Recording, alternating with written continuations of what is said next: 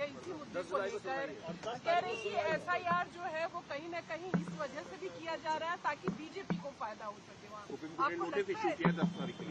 अब हमारी पार्टी में भी हम बैठ के बात करेंगे और इस पर क्या फैसला लेंगे, मगर हमारा एक ही है कि आप इतने कम टाइम में एक्सरसाइज कैसे कर पाएंगे।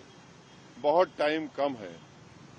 एसआईआर में भाई जो लोग जो अपना एड्रेस चेंज कर लिए उनको क्यों आप पूछ रहे हैं बर्थ सर्टिफिकेट। माइग्रेशन होता है, अब क्या करेंगे वो लोग। मैं हैदराबाद में बैठा हूं, तेलंगाना के मुख्तलिफ गांवों से हर मेरे ऑफिस को कभी 10 लोग कभी 20 लोग बिहार के आते हैं कि हम यहाँ पर लेबर हैं, बताओ हम क्या करना चाहिए। अब उनके पास पैसे भी नहीं है वापस जाने बिहार को। परेशानी वो होगी क्योंकि लॉ तो बोल रहा है कि उनको रहना पड़ेगा वहां पर। वो गए इसलिए कि बिहार में कुछ है ही नहीं, कोई सरकार ने उनका रोजगार का इंतजाम किया ही नहीं, तो मजबूरी उनकी है, बाहर बैठे हैं। तो ये सब प्रॉब्लम्स हमने ईसीआई के सामने रख के हमने कहा इसका तो आप सोल्यूशन निकालिए।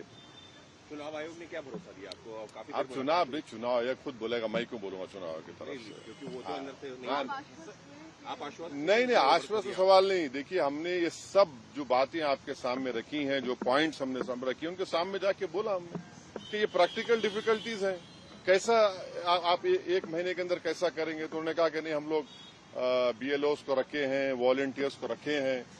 तो ये इसका डिफिकल्टी ये है कि जल्दबाजी में अगर 15-20% लोगों के नाम भी मिस हो गए और फिर आप देखिए मिस जब हो जाएंगे तो उसका सिटीजनशिप के मामला हो जाएगा। ये तो आप वही तो आसाम का डिओटर हो जाएगा फिर। तो ये अप्रीहेंशन है, ये जेन्युइन अप्रीहेंशन है। कानून व्यवस्था को लेकर अरे देखिए फिर 2024 में किसको वोट डालने दिया आपने? 24 में आपने वोट दिया, मैंने वोट डाला बिहार में। हमारा देखिए एक सिनारियो विजुअलाइज करिए आप लोग। अगर कोई लोकसभा के चुनाव में 20,000 वोट से हार गया कोई, और अब एसआईआर के बाद उसी के पार्लियामेंट सांसद में 20,000 कम हो गए, तो फिर वो क्या करेगा बेचारा? उसको राइट मिलना चाहिए। राइट तो रिकॉल तो हमारे पास नहीं है। तो इसीलिए हम कह रहे हैं हम एसआईआर के खिलाफ नहीं है, आप टाइम दीजिए ना। विपक्ष कह रहा है